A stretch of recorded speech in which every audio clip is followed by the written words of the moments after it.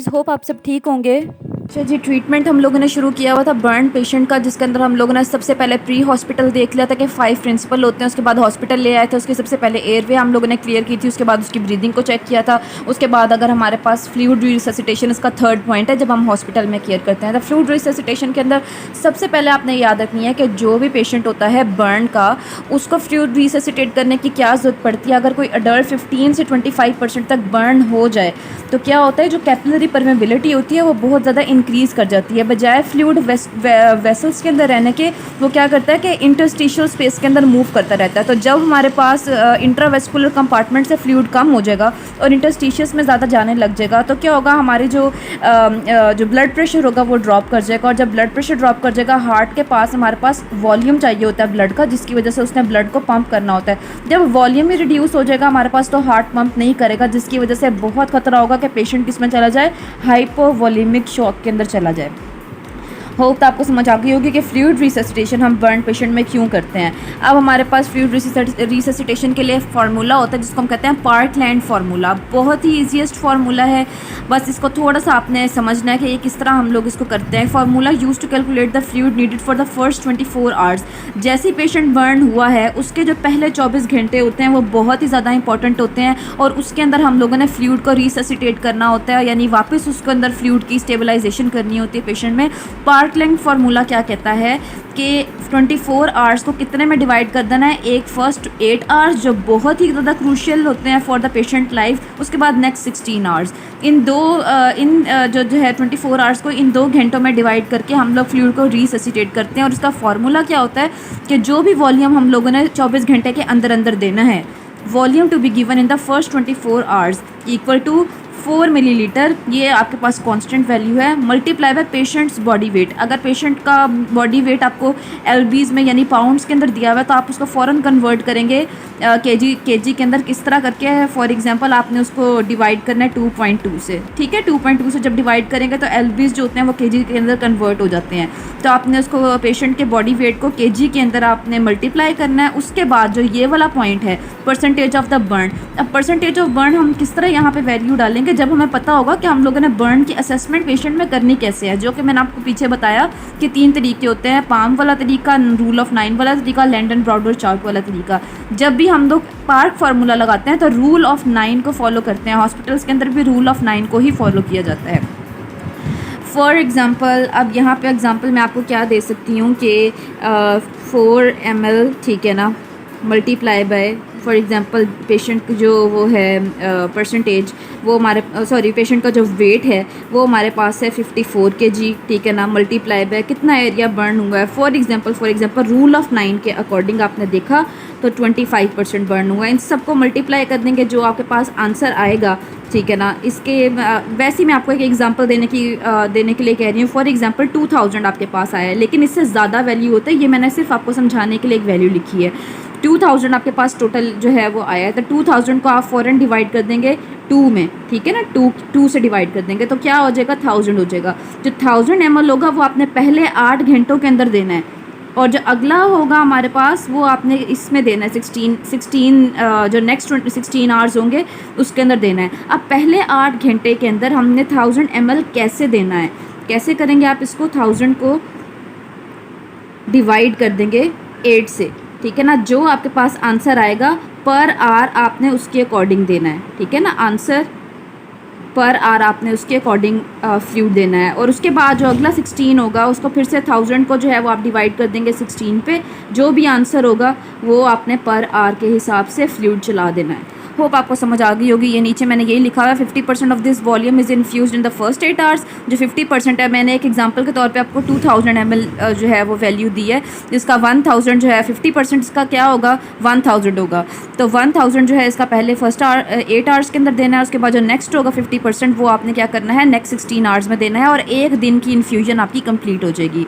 उसके बाद maintenance dose है, लेकिन मेंटेनेंस डोज से पहले आप बुक की तरफ आ जाएँ। जो बुक के अंदर बात लिखी है वो ये है कि overall the use of parkland formula is just a process of estimation, यानी सिर्फ हम एक एस्टिमेट करते हैं। Clinically fluid requirement of an individual should be at least monitor by several important factor. ये तो सिर्फ एक हमारे पास एक अंदाज़न होता है कि जैसे एक पेशेंट आया उसको फ़ौरन फ्लूइड रिससिटेट करने के लिए इस फार्मूला के अकॉर्डिंग रख देना है, लेकिन बहुत इंपॉर्टेंट फैक्टर्स होते हैं हमने काउंट करने होते हैं। वो ये कि जो पेशेंट का यूरिन आउटपुट होता है वो बहुत ही ज़्यादा इंपॉर्टेंट होता है, उसका जो ब्लड प्रेशर होता है तो बहुत इंपॉर्टेंट जो है वो फैक्टर होता है, जिससे आपको पता चलता है कि उसकी बॉडी के अंदर जो फ्लूइड है उसकी क्या कंडीशन है या क्या उसकी जो है वो वैल्यू चल रही है। सेंट्रल वीनस प्रेशर से आपको बहुत ज़्यादा पता चलता है। An important point consider to be the goal in the fluid resuscitation is to maintain the urine output of approximately 0.5 ml per kg per hour adult. अगर तो अडल्ट है आपके पास पेशेंट तो आपने देखना है कि उसकी जो बॉडी का वेट है उसके अकॉर्डिंग 1 घंटे में 0.5 ml लाजमी उसका जो यूरिन आउटपुट है वो आ रहा हो, और 0.5 से 1 जो है पेशेंट ऐसा जिसका 30 kg से वेट कम हो वो हमारे पास उसका इतना आ रहा हो, यानी 0.5 ml आ रहा हो या फिर हमारे पास 1 ml पर kg पर आर आ रहा हो।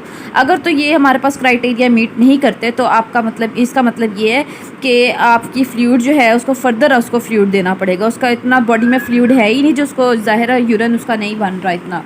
पार्कलैंड फार्मूला के अकॉर्डिंग हम लोगों ने फ्लूइड की रिससिटेशन कर ली। अब हमारे पास ये सवाल आता है कि फ्लूइड हमारे पास बर्न पेशेंट के अंदर किस किस्म का यूज़ होगा। तो नेक्स्ट टॉपिक हमारे पास क्या है, type of fluid that can be given. एक बर्न का पेशेंट है उसको हम लोग किस टाइप का फ्लूइड जो है वो दे सकते हैं। सबसे पहले तो मैं आपको बता दूं कि फ्लूइड की 2 टाइप्स होती हैं। एक फ्लूइड होता है हमारे पास क्रिस्टलॉइड और एक फ्लूइड होता है हमारे पास कोलॉइड। ये दोनों मैंने यहाँ पे आपको लिख के बता दिए कि क्रिस्टलॉइड और कोलॉइड हमारे पास 2 फ्लूइड होते हैं, और इसके अंदर हम यही पढ़ेंगे कि हम किस टाइप का फ्लूइड किसी भी बर्न पेशेंट को दे सकते हैं। तो क्रिस्टलॉइड में बहुत ही आसान अल्फाज में आपको बता दूं कि अगर हमारे पास मिनरल सोल्यूशन है, जो हमारे पास जिस तरह कोई भी ऐसा हमारे पास फ्लूइड जो हमारे पास एक्वा सोल्यूशन में बहुत आसानी से हल हो जाए, यानी उसकी डिजॉल्विंग पावर एक्वा सोल्यूशन के अंदर बहुत ज़्यादा हो, जैसे NaCl आराम से घुल जाता है वाटर के अंदर, तो वो हमारे पास किस कैटेगरी के अंदर लाई करते हैं, वो क्रिस्टलॉइड्स होते हैं। क्रिस्टलॉइड के अंदर आपने सुना होगा कि सेलाइन आता है, इसके अलावा हमारे पास डेक्सट्रोज आता है, ये भी क्रिस्टलॉइड होता है। कोलॉइड क्या होते हैं, कोई भी ऐसा हमारे पास सोल्यूशन जिसके अंदर हाई मॉलिक्यूलर वेट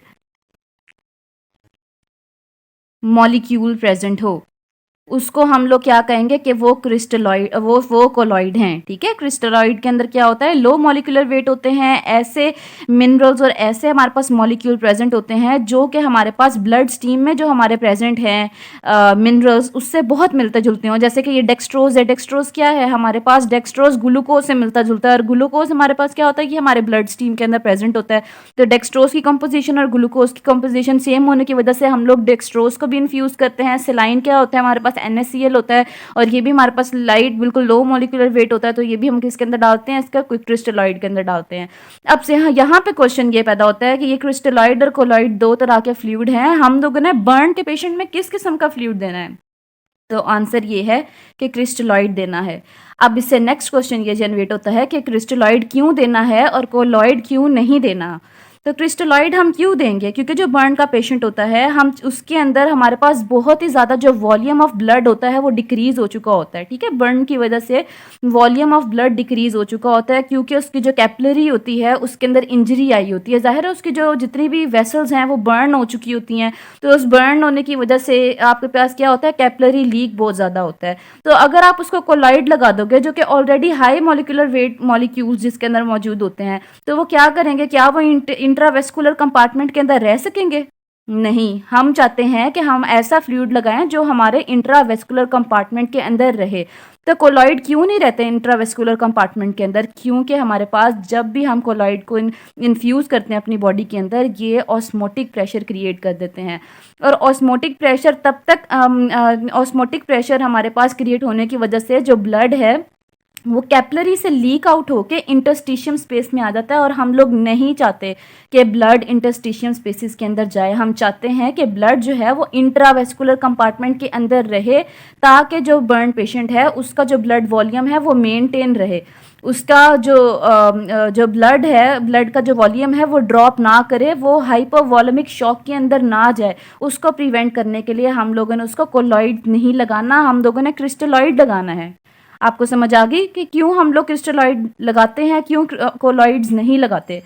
क्योंकि हमारे पास बर्न के पेशेंट के अंदर कैपिलरी के अंदर इंजरी हुई होती है और जहाँ पे हमारे पास इंजरी होगी वहाँ से हमारे पास कोलाइडल सोल्यूशन लीक कर जाएगा और पूरी बॉडी के अंदर बर्न के पेशेंट में एडीमा कॉज कर देगा। सिर्फ एडीमा ही कॉज नहीं करता, सबसे पहली बात एडीमा कॉज होता है। एडीमा कॉज हमारे पास सबसे ज़्यादा डेंजरस कहाँ पे अगर एडीमा हो जाए, पल्मोनरी एडीमा हो जाए तो बहुत ज़्यादा प्रॉब्लम क्रिएट हो जाती है। और पल्मोनरी एडीमा जब हो जाता है तो हमारे पास कंजेस्टिव हार्ट फेलियर की तरफ पेशेंट चला जाता है। तो कोलॉइडल सोल्यूशन को बिल्कुल अवॉइड कर देना है, क्रॉस लगा देना है। क्रिस्टलॉइड्स को यस करना है कि क्रिस्टलॉइड टाइप ऑफ सोल्यूशन हम लोग देते हैं। अब आपके अंदर ये, अब मैंने सीधा नेम लिखे थे, रिंगर लैक्टेट क्या है, क्रिस्टलॉइड है। रिंगर एसिटेट क्या है, क्रिस्टलॉइड है। तो आपको पता चल गया कि रिंगर लैक्टेट और रिंगर एसिटेट किसकी कैटेगरी के अंदर आते हैं, क्रिस्टलॉइड की कैटेगरी के अंदर आते हैं। Ringer lactate is most commonly use crystalloid.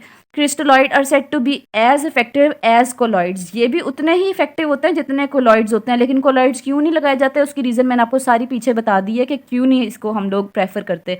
For maintaining intravascular volume they are also less expensive, और ये लेस एक्सपेंसिव भी होते हैं। अब जाहिर है क्रिस्टलॉइड्स की अगर लगाते हैं तो क्रिस्टलॉइड्स में भी तो डिफरेंट कैटेगरीज आती है। मैंने आपको बताया कि सेलाइन सोल्यूशन होता है, डेक्सट्रोज सोल्यूशन होता है, रिंगर लैक्टेट होता है, रिंगर एसिटेट होता है, हार्टमैन सोल्यूशन होता है। ये सारी चीज़ें मैं आपको जब हम चैप्टर नंबर 16 फ्लूइड टाइप पढ़ेंगे, फ्लूइड थेरेपी पढ़ेंगे, तो मैं आपको डिटेल में बताऊंगी कि ये सब कुछ क्या होता है।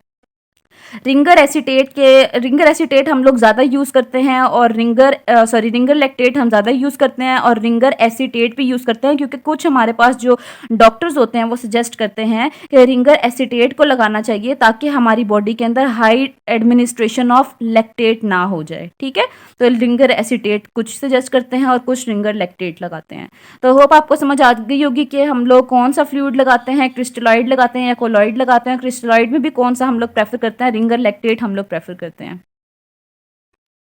साथ साथ मैं आपको बुक से भी मैच करके बता दूं कि हम लोगों ने ये टाइप ऑफ फ्लूइड जो है वो यहाँ तक कर लिया है और इसके अंदर मैंने आपको बता दिया है कि ये रिंगर लैक्टेट वाली बात लिखी हुई है, ये रिंगर एसिटेट वाली बात लिखी हुई है। यहाँ पे लिखा हुआ है कि हम लोग कोलॉइड्स क्यों नहीं यूज़ करते, क्योंकि ये दोनों चीज़ें हमारे पास क्रिस्टलॉइड्स हैं। तो यहाँ आगे हम लोगों ने रीज़न बता दिया कि क्यों हम लोग जो है बर्न के पेशेंट के अंदर कोलॉइड्स को एडवाइस नहीं करते, क्योंकि कोलॉइड जो होते हैं वो हमारे पास क्या होते हैं, लीक आउट हो जाते हैं कैपिलरी मेम्ब्रेन से, क्योंकि जब बर्न का पेशेंट होता है उसमें जो कैपिलरी होती है उसकी इंजरी हुई होती है। ठीक हो गया।